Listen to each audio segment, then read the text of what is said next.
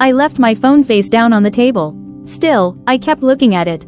It didn't make sense. If it buzzed, I would hear it. If the screen lit up, I would see it. But I looked anyway. The coffee in front of me had gone cold. The mug had a small chip on the rim. I'd had it for years. I liked that it wasn't perfect. It was a Tuesday. Nothing special about it. That might have been the hardest part. The night before, I had sent a simple message. Not long, not emotional. Did you get home safe? That was it. The blue bubble showed it had been delivered. Then nothing. At first, I told myself he was busy. Then I thought maybe he fell asleep. Then maybe his phone died. Each thought arrived quietly. Each one gave me a reason to keep waiting. At 8:17 a.m., I realized I was still sitting there in my pajamas, untouched coffee in front of me. I stood up, poured it out, rinsed the mug, set it in the rack. The apartment was quiet, not the kind of quiet that rests with you. The kind that listens. I needed to move. I made the bed, smoothed the blanket, straightened the pillows no one would disturb later. In the bathroom, the mirror showed someone familiar. But distant. My eyes were open, but they felt far away. I turned on the shower. The heat helped break the time. I stayed longer than I needed to, as if the water could wash the waiting away. When I stepped out, my phone was exactly where I'd left it. Dark screen. No name. No sound. I thought about texting again. Typed something. Deleted it. Typed something else. Deleted that too. In the end, I sent nothing. The day moved forward whether I wanted it to or not. Emails answered. Calls returned. I smiled at a joke I barely heard. No one noticed. That hurt more than I expected. In the afternoon, I passed a store window.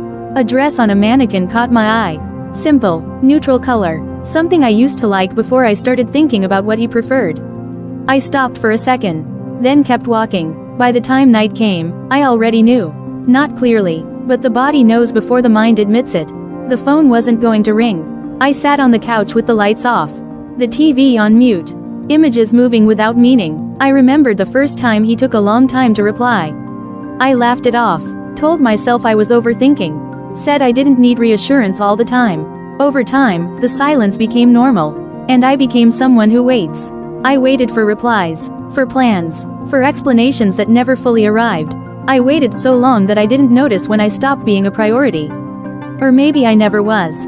I still don't know. I picked up my phone again. Scrolled through our conversation. My messages were longer. His were short, efficient, practical. I closed the app. I didn't cry, not the way I thought I would. What came instead was a deep tiredness. Like something inside me had finally let go. I stood up and went to the bedroom. Opened the bottom drawer of the dresser. Inside were things I hadn't touched in a long time. An old notebook. A shirt I liked but he said didn't suit me.